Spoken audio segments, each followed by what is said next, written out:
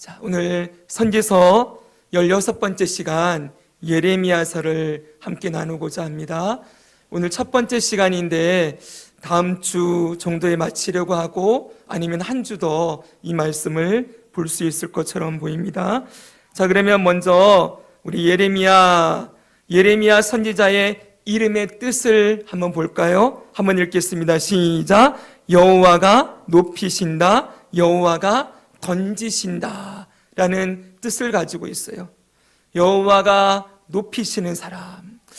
이 예레미야의 일생을 보면은 왜 이렇게 말씀하고 있는지를 우리가 조금 있다가 확인할 수 있을 것입니다. 왜냐하면 예레미야는 큰 핍박과 큰 고통 가운데 살았던 자였는데 하나님께서 그를 어떻게 높여가시는지를 우리가 보게 될 거예요. 또 여호와가 던지신다라는 의미도 있어요. 말씀을 전하는 자리로 하나님이 그를 이끌어 가시면서 마치 인생이 던져지는 것과 같은 그런 상황 가운데 예레미야가 들어가게 되지요. 그러나 하나님이 그를 끝까지 사용하시고 붙드시는 것을 보게 될 겁니다.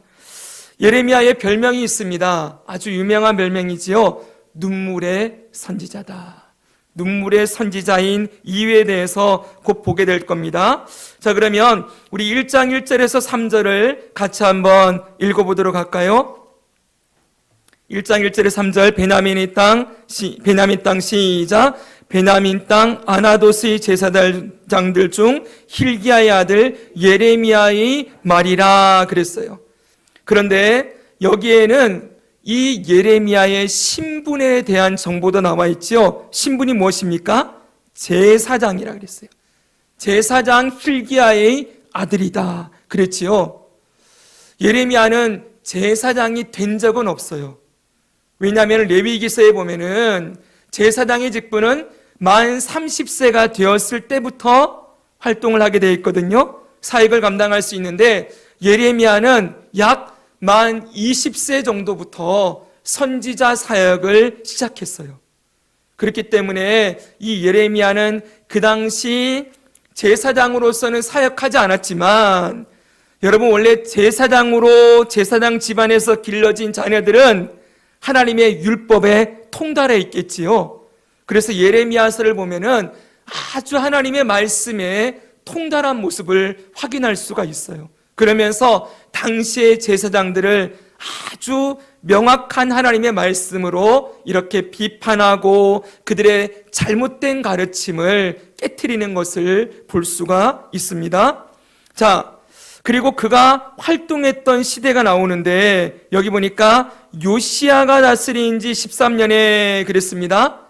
그리고 이때부터 언제까지인가 했더니 시드기야의 11년 말까지 예루살렘이 사로잡혀 갈 때까지 하나님의 말씀을 받고 전했다라고 말씀하고 있어요.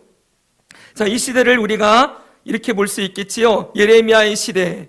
우리 계속해서 이 도표를 함께 보고 있는데, 자, 예레미야가 어느 때 등장을 합니까? 요시야 왕 때 등장을 했다고 되어 있습니다. 그렇지요? 이때 우리가 이미 등장한 3명의 선지자를 봤지요. 나훔, 스바냐, 하박국 이렇게 3사람을 우리가 이미 살펴봤어요. 자, 특별히 하박국과 예레미야는 활동 시기가 많이 겹쳐요. 그런데 우리가 좀 이따도 보겠지만 이 하박국 선지자는 좀 개인적인 차원에서 하나님의 말씀을 받고 기록했다면 예레미야는 국가적입니다. 국가적으로 하나님이 주신 말씀을 받아서 전하는 것을 볼 수가 있어요. 그래서 그만큼 이제 하박국과 예레미야는 닮아 있습니다. 메시지도 거의 동일해요. 동일한데 그 말씀을 들은 사람들의 반응의 결과가 좀 다르게 나타나는 것을 보게 되어지는데 그건 조금 이따 보겠습니다. 아무튼 여러분 이 요시야 시대로부터 언제까지라고요? 시드기야 시대까지다. 이렇게 얘기하고 있어요. 이때는 지난번 하박국 때도 말씀드렸지만 나라가 망해가는 시기지요. 한번 따라합시다. 나라가 망해가는 시기. 네, 어떻게 망해갑니까? 이 여호야긴, 시드기야 이게 남유다의 끝에 3명이에요. 남유다 왕국 끝에 3명인데 이때 어떤 일이 있습니까? 바벨론의 1차, 2차, 3차 침공이 있던 때입니다. 지금 여러분 그 이스라엘과 팔레스타인 땅의 전쟁이 지금 어떻게 진행될 것인지 참 풍전등화의 상황 가운데 있잖아요. 그런데 지금 딱 그때를 생각하면 돼요. 바벨론이 한번 쳐들어왔고 또다시 쳐들어오고 또다시 쳐들어오는 그러한 상황 가운데 나라가 완전히 무너지는 상황 가운데에서 하나님은 하박국을 보내시고 예레미야를 보내시는 거예요. 자, 그러면 이 시대 가운데 이 예레미야가 요시야 때로부터 시드기야 때까지 하는데 여러분 약 예레미야가 사역한 기간이 47년 정도래요. 그러니까 이사야 선지자가 50년 넘게 했는데 아마 이사야 다음으로 가장 오래 선지자로서 사역한 사람이 예레미야입니다. 그리고 또 우리가 보겠지만은 이 시드기야 이후에 남유다 왕국이 어떻게 되었는가 이 부분까지도 예레미야서를 통해서 우리는 확인할 수 있을 것입니다. 여러분 이 시대를 통과하면서 예레미야가 어떤 별명을 가졌다 그랬지요? 눈물의 선지자라고 했지요? 예, 왜 그랬는지 이제 조금 감이 오십니까? 나라가 막 망해가는 이 시대. 자, 바벨론에 의해서 수많은 사람들이 포로로 잡혀가고 지금 인질을 잡아간 것 때문에 이스라엘이 분노하고 있잖아요. 내 형제, 내 부모, 내 자식이 바벨론의 1차, 2차, 3차로 계속 포로로 잡혀가고 있어요. 이때 대표적인 인물이 누구입니까? 1차 포로에는 누구죠, 여러분? 다니엘이죠. 2차 포로에 에스겔, 이런 선지자를 비롯한 수많은 동족들이 포로로 잡혀가는 시대에 예레미야가 그 참상을 다 보고 겪고 있는 거예요. 그래서 울지 않을 수가 없는 거지요. 그래서 예레미야를 눈물의 선지자라고 이렇게 얘기를 하고 있습니다. 그럼 여러분 오늘 예레미야 전체를 보기 전에 우리가 이거부터 봐야 될 것 같아요. 오늘 서론격으로 예레미야서의 가장 중요한 핵심 메시지예요. 예레미야서의 전체를 관통하는 가장 중요한 핵심 메시지가 뭐냐 했더니 바벨론 포로 생활 70년을 선포했다는 거예요. 바벨론의 포로 생활이 70년이 될 것이다. 이것이 누구를 통하여서 명확하게 선포되었느냐? 바로 예레미야라는 거예요. 이전에 지금 이스라엘이 하나님의 징계로 말미암아 바벨론에 의해서 망하게 될 것이라는 메시지는 여러 선지자들이 예언해 왔어요. 이미 앞에서 여러 명 얘기했는데 이 바벨론의 포로 생활이 70년이 될 것이다 라고 명확하게 밝힌 사람은 예레미야라는 거예요. 이걸 거꾸로 얘기하면 하나님께서 예레미야를 통하여서 바벨론 포로가 몇 년 될 것인지를 명확하게 예언하도록 이끄셨다라고 할 수 있겠지요. 자, 분명한 것은 이 예레미야서의 중심 주제는 바벨론 포로 생활이에요. 이제 나라가 망해가는 시점에 바벨론이 70년 동안이나 남유다의 백성들을 사로잡아가서 포로로 잡아둘 것이고, 이 말은 무슨 말입니까? 70년이라는 것은 70년 다음에는 뭐가 있다는 거예요? 회복이 있다는 거죠. 포로 기간이 끝나는 때가 있다는 거예요. 끝나는 때가 반드시 있고 끝난 뒤에는 뭐가 있다? 회복이 있다라는 것을 가르쳐주는 책인 것이죠. 그래서 하나님의 심판, 바벨론을 통한 죄에 대한 징계가 명확하게 나오고, 그리고 그 심판의 결과로 70년 포로 생활이 나오고, 이후에 하나님의 회복이 있을 것이다. 그 심판하시나 뭐지요? 그 다음에 구원하신다, 회복하신다라는 메시지가 이 예레미야서의 가장 중요한 중심 내용이라고 할 수 있을 것입니다. 그래서 여러분 예레미야 25장입니다. 죄송합니다. 1장이 아니고 25장 1절부터 4절을 보면은 이렇게 되어 있습니다. 유다의 왕 요시야의 아들 여호야김 넷째 해 여호야긴 왕 때지요. 이때에 하나님 말씀이 임해요. 하나님 말씀합니다. 유다의 왕 아몬의 아들 요시야 왕 13째 해부터 오늘까지 23년 동안 여호와의 말씀이 내게 임하기로. 몇 년 동안이요? 23년 동안. 자, 이렇게 하나님의 말씀이 임했는데 내가 너희에게 꾸준히 일렀으나 너희가 순종하지 아니하였다. 여호와께서 선지자를 통하여 끊임없이 말했지만 너희들이 귀를 기울여 듣지 아니하였도다. 이렇게 말씀합니다.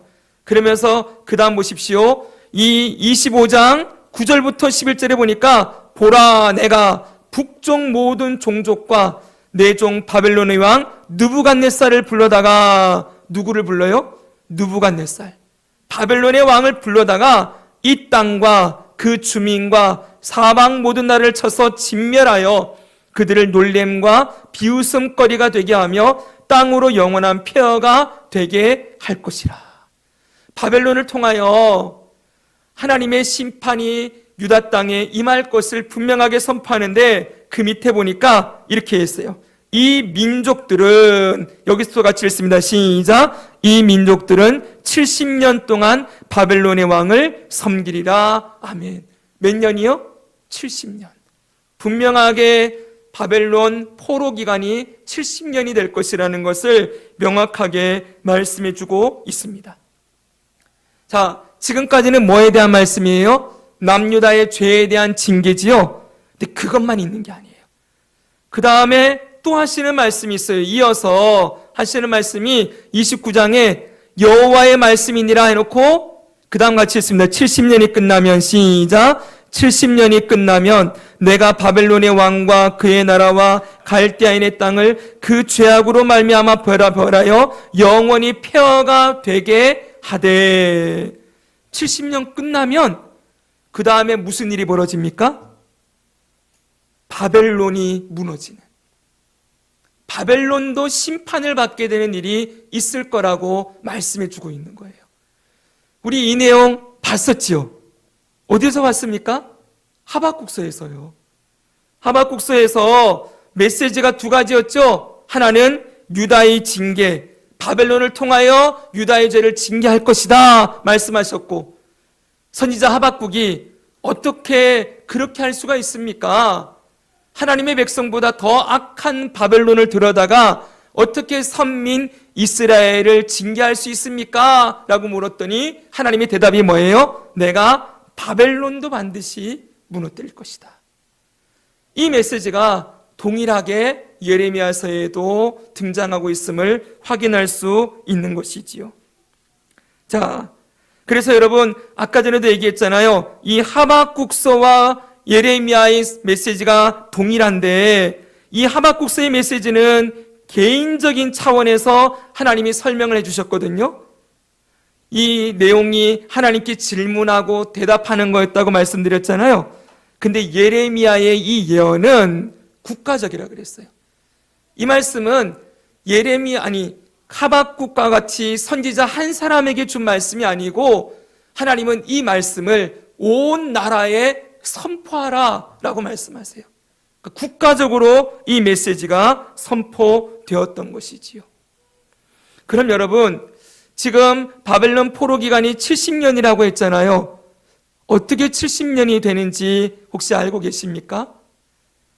예전에 성경 일독학교를 배우신 분들은 한 번씩 들으셨을 거예요. 근데 다시 한번 좀 봅시다. 자, 아까 봤던 그 도표입니다.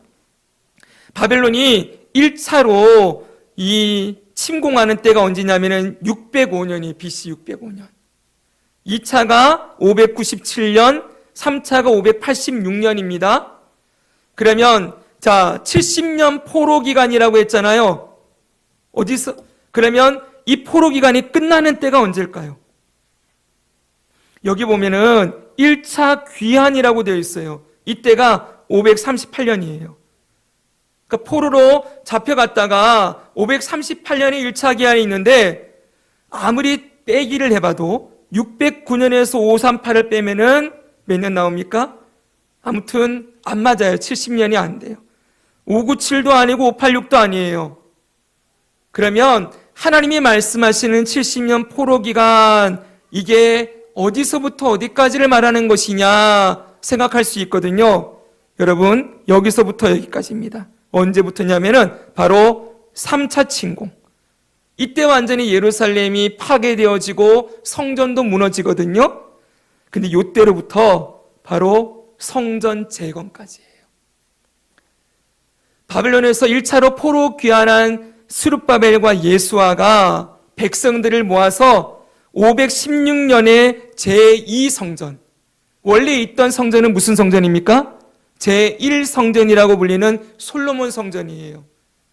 이 성전은 바벨론에 의해서 다 무너졌는데 다시 성전을 제2성전을 재건하게 되는데 그걸 스룹바벨 성전이라고 부르거든요. 이 성전이 완공된 때가 516년이에요.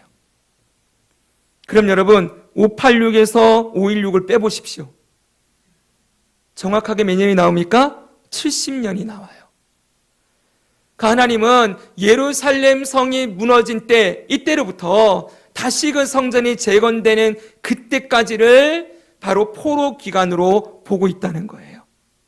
이해되시겠습니까? 네. 하나님의 성전이 회복되는 그 시간을 기점으로 해서 포로 생활이 이제 끝났다라고 말씀하고 있는 것이지요. 이제 이런 내용들은 앞으로 우리가 학개, 스가랴, 말라기 여길 보면서 더 자세하게 보게 될 거예요. 이 뒤의 이야기들은. 자, 그러면 오늘은 어찌됐건 70년 포로 기간이 이렇게 되는구나 라는 걸 알게 되고요. 또 하나가 있어요. 여기서 우리가 생각해야 될 게, 지금 예레미야가 바벨론 포로 기간이 70년 된다고 하니까 이 말을 사람들이 듣기 좋아했을까요? 싫어했을까요? 너무너무 듣기 싫겠지요. 네. 여러분, 우리나라가 정말 해서는 안 될 이야기지만 일제 강점기 36년 치렀잖아요. 그렇죠? 근데 다시 일본이 우리나라 침공해 와가지고 일본의 포로로 잡혀가서 70년 동안 있어야 됩니다. 이런 얘기를 제가 공적인 자리에서 한다 그러면 돌 맞아 죽겠지요. 그렇죠? 네. 자, 이 이야기를 백성들이 너무나 듣기 싫어했어요. 그래서 당시에 어떤 일이 벌어졌냐 하면은, 여러분, 당시에 나라의 흐름이 두 가지가 생기는데, 그게 뭐냐면은 친애굽파와 친바벨론파, 이렇게 나라가 둘로 쫙 쪼개져요. 여러분, 친애굽파는 누구고 친바벨론파는 뭘까요? 누굴까요? 이렇게 생각하시면 돼요. 자, 당시의 지도입니다. 여기는 우리가 몇 번씩 봤지요? 여기 지금 바벨론 제국이, 여기 티그리스 강, 유프라테스 강이 있고 바벨론 제국이 여기 있습니다. 이들은 갈대아 사람이라고 불렀다고 했지요? 따라합시다. 갈대아 사람. 네, 갈대아 우르를 중심으로 이쪽 지역을 지배했어요. 요 위에는 아수르 제국이 있었습니다. 아수르의 수도가 여기 니느웨였는데 이 갈대아가 밑에서 올라와서 여기를 다 먹어버렸어요. 그래서 이제 신바벨론 제국이라고 하는 이 제국을 세웠던 것이지요. 자, 이 바벨론이 이렇게 진출을 하는데 잘 보세요. 이쪽에 누가 있냐면은 이집트, 애굽 제국이 있어요. 여러분, 제국이라는 말의 뜻이 뭔지 아시죠? 제가 말씀드렸죠? 우리나라에 만족하지 못하고 다른 나라를 침공해서 영토를 확장하려는 목적을 가지고 세워진 나라를 제국이라고 불렀다고 했지요. 자, 이 바벨론 제국은 아수르를 먹었어요. 그리고 누굴 먹고 싶어 해요? 이집트를 먹고 싶어 해요. 그러면 이렇게 이집트로 진행을 하려면 반드시 이렇게 내려가야 되는 거예요. 이해되시겠죠? 이렇게 내려가야 되는데 이집트가 가만히 있겠습니까? 가만히 있지 않죠. 그렇죠? 내려오는 이 바벨론 제국을 막아야 되니까 이쪽으로 또 올라가겠죠. 그렇죠? 그래서 이 중간에가 누구냐면은 바로 팔레스타인 땅이에요. 이 지역은 지금도 중동의 화약고라고 하면서 이스라엘 땅, 팔레스타인 땅이 모든 전쟁의 근원지가 되어버렸잖아요. 이 당시도 열강의 강대국들 사이에 끼어서 고래 싸움에 새우등 터지는 그 땅이 바로 팔레스타인 땅이었던 거예요. 자, 그럼 여러분, 이 바벨론이 지금 이렇게 밀고 내려오는 상황에서 지금 남유다, 이 남유다는 뭘 해야 되겠습니까? 여기 남유다가 여기 있습니다. 밑에네요. 여러분 좀 밑에. 여기 남유다가 여기 있어요. 뭘 해야 되겠습니까? 누구와 손을 잡으면 될까요? 지금 바벨론을 막을 수 있는 최강의 나라가 누구겠습니까? 이집트요. 이 이집트와 손을 잡는 거예요. 그리고 그 당시 이 유다 땅만이 아니라 유다를 둘러싸고 있는 여러 나라가 있죠. 한번 따라해봅시다. 에돔, 모압, 암몬, 아람. 네, 에돔, 모압, 암몬, 다메섹을 수도로 하고 있는 아람, 이런 나라들이 같이 손을 잡는 거예요. 그리고 여기다가 또 누구까지 있냐면은 여기 아수르 있었다고 했죠, 여러분. 예? 이 아수르가 바벨론에 의해서 거의 망하긴 했지만 남아있는 잔당들이 있어요. 그러면서 언젠가는 이 바벨론을 무너뜨리고 우리나라를 회복하리라라는 소망을 가진 자들이 여기 남아있는 거예요. 자, 이제 바벨론 대 누가 형성되는 거예요? 이집트, 그리고 유다와 그 주변 나라들, 아수르, 이렇게가 뭉쳐버리는 거예요. 바벨론과 싸우기 위해서. 자, 이게 정치적인 상황입니다. 네. 자, 이 일을 누가 가장 열심히 했냐면은 유다가 열심히 했다는 거예요. 유다가 중심이 되어서. 그래서 이들을 누구라고 그러느냐? 친애굽파. 애굽을 중심으로 똘똘 뭉쳐서 바벨론을 대항하려고 하는 세력들, 이것이 당시의 가장 큰 흐름이었고요. 그럼 친바벨론파는 뭘까요? 바벨론이랑 손을 잡아서 지금 하나님이 하시고자 하시는 이 바벨론 포로 생활 70년을 우리가 감당해야 됩니다 라고 외치던 사람들, 그들이 친바벨론파예요. 근데 친바벨론파는 이 당시에 누구였을까요? 예레미야밖에 없는 거예요. 네. 예레미야만 이런 메시지를 던지는 거예요. 여러분, 상식적으로 보면은 이해가 안 가는 얘기겠죠? 당시의 사람들이 예레미야의 메시지를 너무 이해하지 못했어요. 그래서 뒤에 나옵니다.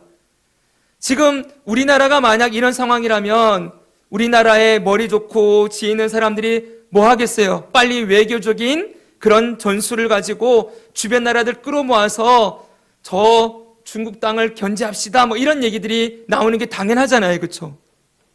이게 정치적으로 이게 능력이 있는 사람들이 하는 일일 텐데, 그런데 이 방법은 하나님이 원하는 방법이 아니었다는 거예요. 하나님의 뜻은 어디에 있어요? 바벨론과 친하라는 거예요. 비록 바벨론이 이 유다 땅을 70년 동안 지배하고 포로로 잡아가서 괴롭히겠지만 이것이 하나님의 뜻이요. 이 바벨론 땅으로 포로로 잡혀간 사람들이 그 땅에서 잘 살고 있는 것이, 70년 포로 생활 끝날 때까지 잘 사는 것이 하나님의 뜻이다 라고 가르쳤던 거예요. 여러분 생각해 보세요. 일본 땅에 잡혀간 우리나라 동포들이 일본 땅에 30년 동안 거기서 집 짓고 잘 살고 독립운동 같은 거 하지 말고 거기서 잘 살아야 됩니다 라고 말하는 메시지를 여러분들은 어떻게 들으시겠습니까? 그냥 액면으로 들으면 그게 말이 됩니까? 그럴 거 아니에요. 네, 어떻게든 독립운동을 이루어서 저 나라를 압제하는, 우리 나라를 압제하는 저 나라를 무너뜨리고 우리가 해방을 이루어야 됩니다라고 말하는 게 당연해 보이지요. 그러나 하나님은 그러지 말라는 거예요. 그게 예레미야서의 중심 내용이에요. 바벨론 포로 생활은 누구의 뜻이다? 하나님의 뜻이다. 그러니 너는 그 땅에서 포로로 잡혀간 사람들, 자 보십시오. 이제 무대가 두 개가 되는 겁니다. 여기 남유다가 여기 있으면은요, 자 남유다에서 이 바벨론 땅으로 포로로 1차, 2차, 3차 잡혀가지요. 이제 무대가 어디 있냐면은 바벨론 땅이 하나의 무대예요. 거기 누가 가 있는 거예요? 이스라엘 백성들이 거기 살고 있는 거예요. 그리고 여전히 이스라엘 땅에 살고 있는 사람도 있겠지요. 남겨진 백성들. 그렇죠, 여러분? 네, 이들 중에 누가 있냐면 예레미야가 있어요. 예레미야는 이들과 끝까지 함께 하거든요.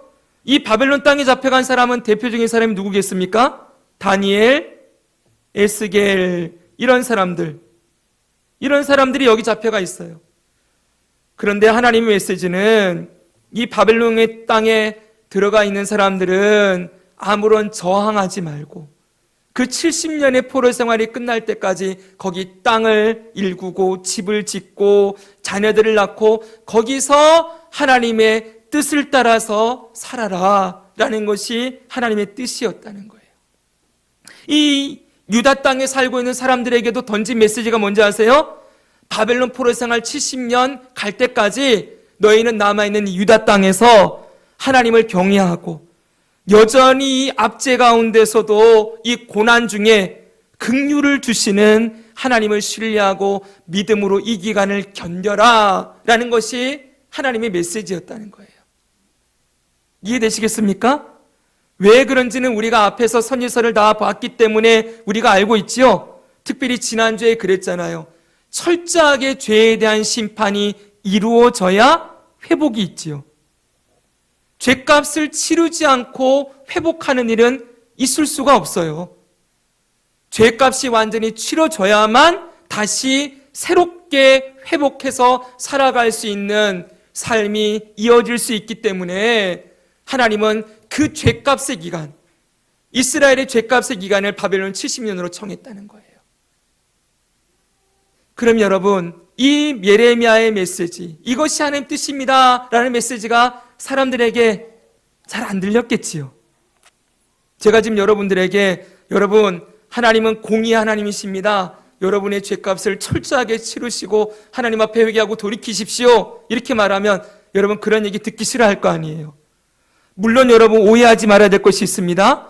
우리의 모든 죄값은 예수님이 치러 주셨습니다. 아멘. 더 이상 우리에게 치러야 될 죄값이 남아 있습니까? 없습니까? 없어요. 죄의 싹은 사망이다. 이미 예수님의 십자가의 죽음으로 죄값은 다 치러졌어요. 그러나 여러분, 죄값이 치러지고 우리가 하나님의 자녀가 되었지만 하나님의 자녀가 된 우리를 하나님이 죄를 지을 때마다 그냥 내버려 두실까요? 그렇지 않을까요? 그렇지 않다는 거예요. 죄값을 치르는 건 죽음이라 그랬죠? 우리가 죄 지었다고 죽지 않아요. 그러나 하나님은 자녀이기 때문에 징계하신다고 했어요. 이것도 아멘이십니까? 사랑하시기 때문에 죄값을 치르라고 매를 때리는 게 아니고 우리에게 죄를 깨닫고 하나님께로 돌아오게 하려는 사랑의 매를 때리시는 것이지요. 믿으십니까? 아멘이지요. 더 이상 우리가 예수님 믿었으니 하나님이 우리의 죄에 대해서 아무런 일을 안 하신다라고 말하면 큰일 나는 거예요. 이게 누가 하는 얘기예요? 구원파가 하는 이야기예요. 하나님이 우리를 죄에서 자유케 하셨으니 더 이상 우리가 아무리 죄를 지어도 괜찮다. 하나님은 아무런 조치를 취하지 않으신다라고 말하는 건 구원파라고요. 그래서 구원파는 회개할 필요 없다고 얘기해요. 더 이상 죄도 안 짓고 죄에 대한 하나님의 징계도 없다 말하는 거지요. 그러나 성경은 절대로 그렇게 말하지 않습니다. 히브리서에 보면 사랑하는 자녀를 징계하신다고 말씀하고 있어요. 그건 죄값을 치르게 하는 게 아니에요. 뭡니까 여러분? 그 죄를 깨닫고 잘못을 깨닫고 회개하고 돌이키게 하기 위하여서 하나님의 징계가 임하는 것이지요. 자, 여러분, 이 당시는 예수님이 오시기 전입니다. 그래서 아직까지 율법이 통용되어지는 시대였기 때문에 하나님은 말씀하신 그대로, 율법에 말씀하신 그대로 죄에 대한 대가 분명하게 치르게 하시는 거지요. 바로 70년의 바벨론 포로 생활이 그 시간이었던 거예요. 자, 그러면 여러분 이제 생각할 게 있습니다. 지금은 대세가 뭐예요? 대세가 친애굽파지요. 예레미야의 말을 들으려고 하지 않아요. 그리고 정말 극소수로 친바벨론파인 예레미야가 있습니다. 자, 이런 상황 가운데 사람들은 그러면 어떤 반응을 보였을까요? 이 예레미야의 70년 포로 생활에 대한 메시지를 들은 사람들의 반응, 결과가 무엇이었겠는가 라는 걸 생각해 볼까요? 뭐였을까요, 여러분? 첫 번째, 예레미야가 고향에서 핍박을 받는 거예요. 한마디로 예레미야를 핍박하는 거예요. 듣기 싫다 이거죠. 그래서 예레미야의 고향 사람들이 핍박을 하는데, 보십시오. 나는 끌려서 도살당하러 가는 순한 어린 양과 같으므로, 예레미야 11장이에요. 그러면서 그들이 나를 해하려고 꾀하기를 우리가 그 나무와 열매를 함께 박멸하자. 그를 살아있는 자의 땅에서 끊어서 그의 이름이 다시 기억되지 못하게 하자. 이렇게 말했다는 거예요. 예레미야를 박멸하자. 우리 바퀴벌레를 박멸하자. 그런 소리 있어도 예레미야를 박멸하자라고 말할 정도로 극도로 분노해요. 근데 이게 누구냐 봤더니 아나돗 사람들이에요. 여호와께서 아나돗 사람들에 대하여 이와 같이 말씀하시되, 그러면서 내가 아나돗 사람에게 재앙을 내리리니 그들을 벌할 해니라. 이 아나돗이 아까 예레미야의 고향이었잖아요. 베냐민 땅 아나돗이었지요. 예. 그래서 예수님 말씀에 선지자가 고향에서 환영을 받지 못한다라는 말씀하시죠. 대표적인 사람이 예레미야였던 거예요. 자, 고향에서 핍박을 받고 이젠 백성들도 핍박합니다. 어떻게 핍박하나 봤더니 18장에 보니까 그들이 말하기를 오라 우리가 꾀를 내어 예레미야를 치자. 우리가 혀로 그를 치고 그의 어떤 말에도 주의하지 말자. 참 기가 막힌 얘기죠. 예레미야의 말 절대 듣지 말자 라고 하면서 눈과 귀를 딱 닫아버리는 거예요. 그러면서 하는 말이 그 다음 보니까 이렇게 얘기를 해요. 자, 예레미야가 무슨 말을 했길래 그러냐면은 내가 이 성전을 실로같이 되게 하고 이 성을 세계 모든 민족의 저주거리가 되게 하리라 라는 말씀을 전했거든요. 그랬더니 백성들이 이렇게 말하는 거예요. 예레미야가 여호와께서 명령하신 말씀을 모든 백성에게 전하기를 마침에, 그 다음 26장 8절 9절 제사장들과 있습니다. 시작. 제사장들과 선지자들과 모든 백성이 그를 붙잡고 이르되 내가 반드시 죽어야 하리라. 너 그런 말 했어? 너 죽어야 되겠네. 예레미야가 말했던 것 중에 이들의 이 아킬레스건을 건드린 게 있어요. 그게 뭐냐면은 바로 이 성전이 실로같이 되게 될 것이다 라고 말한 것이었어요. 이 실로 땅은 잠깐 말씀을 드리면 이스라엘이 가나안 땅에 들어갔을 때 이 성막이 있었던 땅이에요. 근데 이 땅이 나중에 북이스라엘 망하고 범죄할 때 이 땅이 완전히 황폐화돼 버리고 끝나버렸거든요.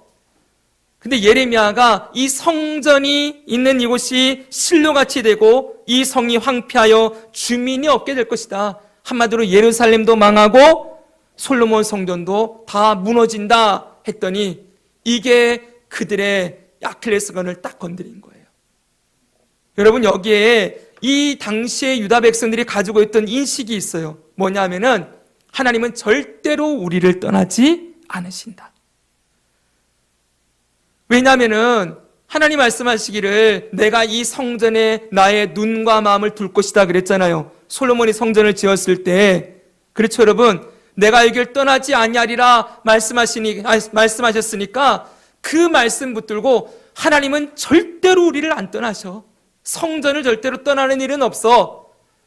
그런데 성전이 무너진다고 하니까 그건 무슨 말이에요? 하나님이 떠난다는 이야기잖아요. 인정할 수가 없는 거예요. 근데 이들은 지금 착각하고 있어요.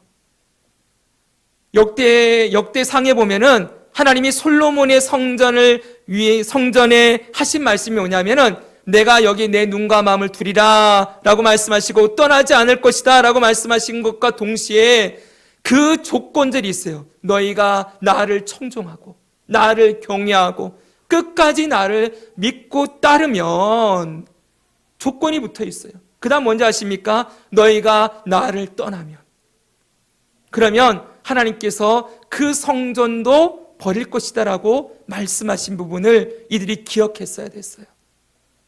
그런데 이들은 안 떠난다는 말만 붙들고 있는 거예요. 그러니 하나님이 이렇게 말씀하시는 걸 예레미야가 선포하니까 너 감히 하나님이 떠난다고 해? 라고 하면서 이들이 예레미야를 죽이려고 했던 거죠. 여기에는 여러분 제사장의 핍박도 있습니다. 이제는 제사장도 예레미야를 핍박해요. 여기 보니까 20장에 임멜의 아들 제사장 바스올은 여호와의 성전의 총감독이라. 성전의 총감독이에요. 제사장이에요. 근데 이에 바스올이 선지자 예레미야를 때리고 여호와의 성전에 있는 배나무 문 위층에 목에 씌우는 나무 고랑으로 채워 두었더니, 여러분 예레미야가 이 예언을 했다고 제사장이 예레미야를 때리고 성전에 목에 씌우는 나무 고랑, 여러분 칼 있잖아요. 칼 아시죠? 그런 거에다가 채워가지고는 묶어두었다는 거예요. 참 순한 시대죠, 그렇죠? 이것만이 아닙니다. 고관들도 핍박합니다. 여기 보니까 고관들이 노여워하여 예레미야를 때려서 서기관 요나단의 집에 가두었더니 예레미야가 뚜껑 씌운 웅덩이에 들어간 지 여러 날 만에. 웅덩이, 뚜껑이 있는 웅덩이에요. 땅을 파서 한마디로 땅 속에 묻어놨다는 거예요. 뚜껑 씌워놓고서는. 자, 이런 일들을 합니다. 그 다음에는 그 다음 장이에요. 38장이거든요. 이제는 예레미야를 그 구덩이에서 끌어냈는데 이번에는 어디다 던져냈냐면은 구덩이에다가 던졌는데 진창밖에 없는 구덩이, 진흙구덩이에요. 여러분 진흙구덩이에 온몸이 빠져있는 예레미야를 한번 상상해 보세요. 거의 생매장이죠, 그렇죠? 이 수준으로 예레미야를 핍박을 하는 것을 볼 수 있습니다. 더 기가 막힌 건 왕도 핍박하는 거예요. 여호야김 왕이라고 이 바벨론의 1차 침공을 당했던 왕이거든요. 1차 침공이 막 일어나기 직전이에요. 그때 하나님께서 무슨 말씀하냐면은 유다의 요시야 왕의 아들 여호야김 제4년에 여호와께서 예레미야에게 말씀이 임했어요. 여호야김 때 너는 두루마리 책을 가져다가 내게 말하는 말씀을 거기다 기록해라. 자, 이 말씀을 기록하고 이제 이 말씀을 선포하게 합니다. 성전에다 가서 이 말씀을 선포를 해요. 그러니까 이 말씀을 누가 먼저 듣냐면은 당시 성전에 와 있던 고관들이 들어요. 고관들이 듣고 지금 이게 심판의 메시지잖아요. 너무 놀라서 이 말씀을 왕한테 우리가 전해줘야 되겠다 이래요. 그래서 마침내 이 두루마리를 가지고 왕 앞으로 나가게 되는 거예요. 이 두루마기가 왕 앞에까지 들어갔어요. 그랬더니 그 다음 보십시오. 이 여후디라는 사람이 두루마리를 가져오게 되는데 여후디가 서기관 엘리사마의 방에서 가져다가 왕과 왕의 곁에 선 모든 고관에게 왕독 귀에 낭독하니, 이 예레미야가 바룩을 통하여서 쓴 이 두루마리가 왕 앞에까지 간 거예요. 이제 그 말씀을 읽습니다. 그 다음 보십시오. 그때는 9째 달이라. 왕이 겨울 궁전에 있었고 그 앞에는 불 피운 화로가 있더라. 여후디가 서너 쪽을 낭독하면 왕이 면도칼로 그것을 연하여 베어 화롯불에 던져서 두루마리를 모두 태웠더라. 하나님의 말씀이 기록된 두루마리를 여호야김 왕이 읽는 족족 어떻게 하는 거예요? 칼로 베가지고 태웠다는 거예요. 여러분 엄청난 일이죠. 이토록 하나님의 말씀을 거부하고 듣기 싫어했던 거예요.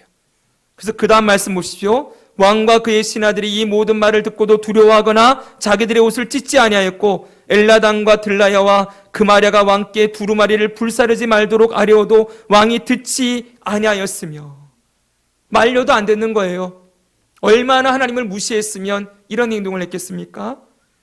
그리고서는 또 명령을 내립니다. 서기관 바룩과 선지자 예레미야를 잡으라 하였으나 여호와께서 그들을 숨기셨더라. 하나님께서 이 여호야김에 대해서 이렇게 말씀하세요. 그에게 다윗의 왕이 앉을 자가 없게 될 것이요 그의 시체는 버림을 당하여 낮에는 더위 밤에는 추위를 당하리라. 심판을 선포하십니다. 자, 여러분 예레미야가 말씀을 전한 대가는 뭐였어요? 온갖 고난과 핍박이었어요. 거기에 또 하나가 있습니다. 중요한 게 나와요. 뭐냐면은 바로 거짓말과의 싸움이에요. 이게 예레미야서의 아주 중요한 내용 중에 하나입니다. 자, 예레미야는 육체적인 핍박과도 싸워야 했지만 거짓 선지자들의 거짓말과도 싸워야 했다는 거예요. 당시 얼마나 거짓말이 난무하고 있는지 한번 볼까요? 예레미야 7장 4절입니다. 너희는 이것이 여호와의 성전이라, 여호와의 성전이라, 여호와의 성전이라 하는 거짓말을 믿지 말라. 지금 사람들이 뭐라 외치는 거예요? 이 성전은 여호와의 성전이야. 여호와의 성전이야. 지금 이 말을 거듭 외치는 말이 이유가 뭘까요? 하나님은 절대로 우리를 안 떠나셔. 이 얘기예요. 그런데 이게 거짓말이라는 거예요. 보라, 너희가 무익한 거짓말을 의존하는도다. 이게 하나님 말씀이에요. 너희가 도둑질하며 살인하며 간음하며 거짓 맹세하며 바알에게 분향하며 너희가 알지 못하는 다른 신들을 따르면서 내 이름으로 일컫는 받는 이 집에 들어와서 온갖 죄악과 우상 숭배 저지른 자들이 하나님의 이름으로 일컬을 받는 성전에 들어와서 내 앞에 서서 말하기를 우리가 구원을 얻었나이다 하느냐. 하나님은 우리를 구원하실 겁니다 라고 말하느냐. 이는 이 모든 가증한 일을 행하려 함이라. 그 행위가 너무 가증하다는 거예요. 온갖 악한 일을 낳으면서 성전에 들어와서 뭐예요?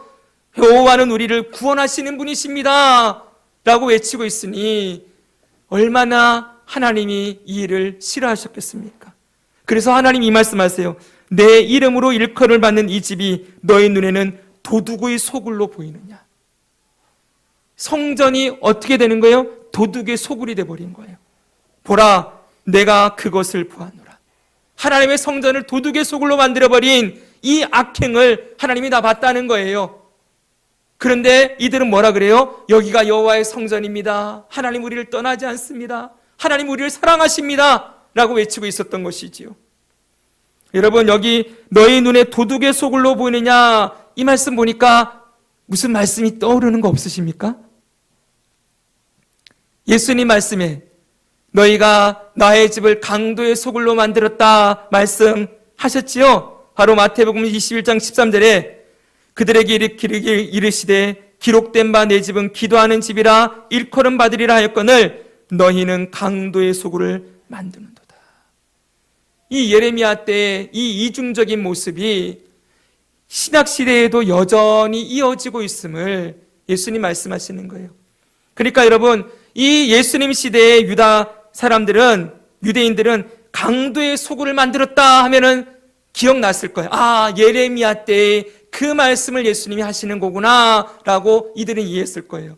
그래서 여러분, 예레미야와 예수님의 사역은 많은 연관성이 있어요. 그 예레미야를 인용해서 예수님이 하시는 말씀이 많이 나오거든요. 다음 주에 아주 중요한 메시지를, 새 언약이라는 메시지를 보게 될 것입니다. 자, 어찌되었던 이렇게 거짓 선지자들이 많이 등장해요. 23장에도 보니까 여호와께서 이와 같이 말씀하시되 너희에게 예언하는 선지자들의 말을 듣지 말라. 그들은 너희에게 헛된 것을 가르치나니 그들이 말한 묵시가 자기 마음으로 말미암은 것이 아니요 여호와의 입에서 나온 것이 아니니라. 거짓 선지자의 말을 듣지 말라는 거예요.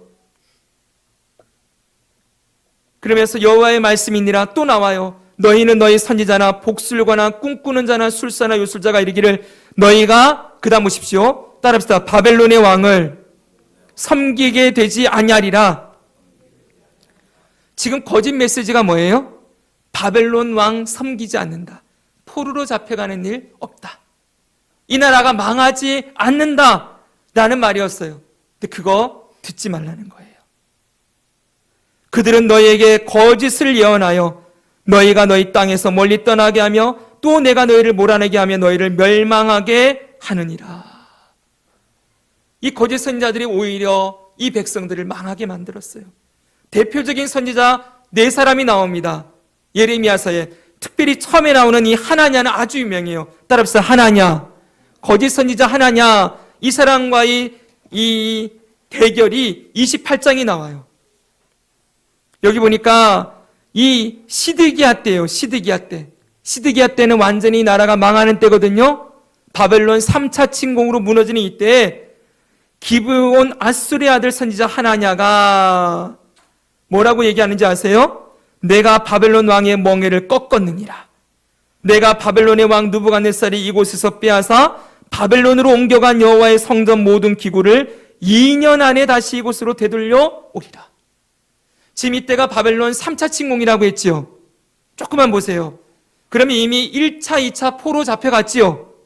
그리고 성전에 있는 기구도 약탈당했단 말입니다. 근데 거짓 선지자 하나냐가 등장해서 외치는 거예요. 지금 뺏겼던 여호와의 성전의 기물들 2년 안에 돌아오게 될 것이다. 하나님은 지금 몇 년을 선포했어요? 70년 포로 생활을 선포했지요. 근데 2년만 지나면 회복이다. 이걸 가르치는 거예요. 그러면서 내가 또 유다의 왕 여호야김의 아들 요고니아와 바벨론으로 간 유다 포로를 다시 이곳으로 돌아오게 하리니 이는 내가 바벨론의 왕의 멍에를 꺾을 것임이라 여호와의 말씀이니라. 지금 여호와께서 말한 적도 없는데 거짓 선지자 하나냐는 여호와의 말씀이니라 아주 천연덕스럽게 이게 하나님이 주신 메시지입니다 이러면서 선포했다는 거예요. 이에 대해서 예레미야가 합니다. 예레미야가 선지자 하나냐에게 이르되 하나나여 들으라. 여호와께서 너를 보내지 아니하셨거늘 내가 이 백성에게 거짓을 믿게 하는도다. 그러므로 여호와께서 이와 같이 말씀하시되 내가 너를 지면에서 제하리니 내가 여호와께 패역한 말을 하였음이라 내가 금년에 죽으리라 하셨느니라. 선지자 하나냐가 그의 7째 달에 죽었더라. 여러분 하나냐뿐만이 아닙니다. 29장에 보니까 하나님께서 아합과 시드기야에 대하여 이와 같이 말씀하시느니라 그들은 내 이름으로 너희에게 거짓을 예언한 자라. 거짓 선지자 아합과 시드기야도 나와요. 그 다음에 느헬람 사람 스마야도 나와요. 내가 그를 보내지 아니하였거늘 스마야가 너희에게 예언하고 너희에게 거짓을 믿게 하였다. 막 거짓 선지자들이 줄줄이 등장하는 거예요. 이들이 외치는 건 뭐예요? 심판 없다는 거예요. 바벨론 포로 기간 70년 아니라는 거예요. 잠깐 끝날 것이다 라고 하는 메시지가 판을 치고 있었던 것이지요. 여러분 이런 메시지가 오늘날도 많이 있지 않습니까? 그렇죠 여러분. 오늘날 갈수록 교회 안에서 죄에 대한 말씀, 회개에 대한 말씀, 지옥에 대한 말씀을 하려고 하지 않아요. 교회에 오면은 편안하고 위로받고 힘을 얻고 하나님은 당신을 사랑하십니다. 놀라운 계획을 가지고 있습니다. 당신이 어떻게 하든지 하나님은 당신을 향한 계획을 가지고 이룰 겁니다. 이런 얘기예요. 지난주 주일날도 말씀드렸지만 모든 초점이 누구에게 가 있어요? 사람에게 가 있어요. 사람을 어떻게 하면 위로하고 사람을 어떻게 하면 격려하고 사람을 어떻게 하면 마음을 따뜻하게 해서 예배 마치고 돌아가면서 그 평안과 위로 가운데 오늘 은혜 받았어요 이러고 가게 만들까 거기에 초점이 있는 거죠. 하나님이 어떤 분이신지 하나님이 얼마나 거룩하신 분이신지 얼마나 죄를 미워하시는지 우리에게 얼마나 예수 그리스도의 은혜가 필요한지 우리에게 성령 하나님의 도우심이 얼마나 필요한지 지금 우리의 삶이 성화의 과정 가운데 있고 죄와 싸워야 하며 견디고 인내하는 믿음으로 살아야 된다는 말씀들을 안 선포할 뿐만 아니라 들으려고 하지 않는 시대예요. 오늘날에도 저는 거짓 선지자들이 정말 조심스럽게 말씀드리지만 많다고 생각합니다. 조엘 오스틴이라는 저 미국의 큰 교회 목사는 여러분 뭐라고 얘기합니까? 잘 되는 나 그리고 하나님이 무조건 당신을 사랑하셔서 잘 되게 해주신다 하고 하면서 사람들을 위로하고 그렇게 잘못 이끌어가요. 사랑하는 여러분 하나님은 분명히 사랑과 은혜의 하나님이시지만 동시에 공의의 하나님이라는 걸 잊어버리면 안 됩니다. 하나님은 사랑하시는 자를 징계하시고 그에 대하여 하나님의 계획은 뭐예요? 우리가 잘 되는 게 목적이 아니에요. 하나님이 잘 되시는 거예요. 하나님이 가장 잘 되시는 게 뭐예요 여러분? 하나님의 나라가 세워지고 하나님 백성들이 하나님께로 돌아오게 되는 것 그것이 하나님이 가장 기뻐하시는 일이기 때문에 하나님은 그 일을 위하여서 우리를 다루시지 그냥 우리를 사랑하시고 무조건적으로 그냥 용서하시고 무조건 이끌어가는 분이 아니라는 거예요. 하나님의 계획은 어디 있습니까?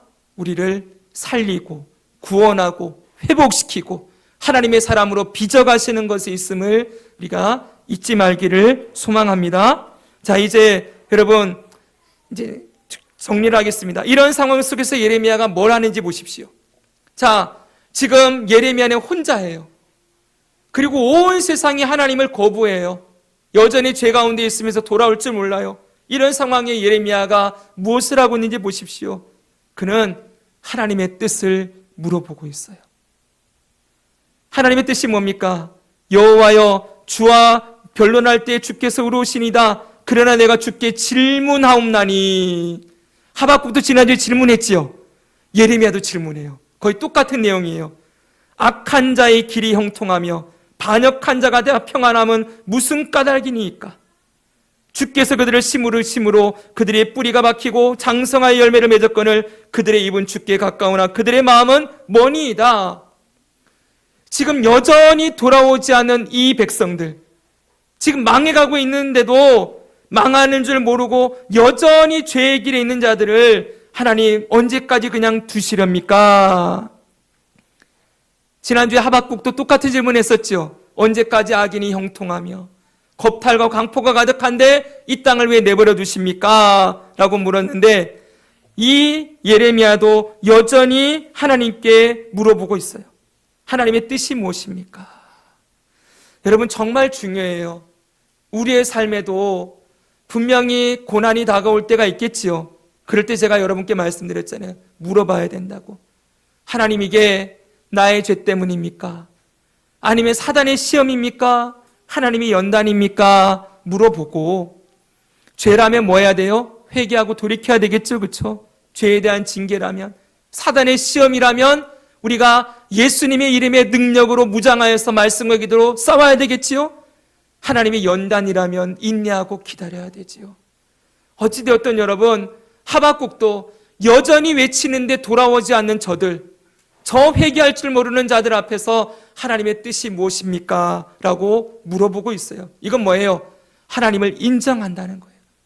하나님의 뜻이 반드시 이루어진다는 것을 그는 인정하고 고백하고 있습니다. 두 번째로 여러분 뭐라고 합니까? 하나님께서 갚아주시기를 구해요.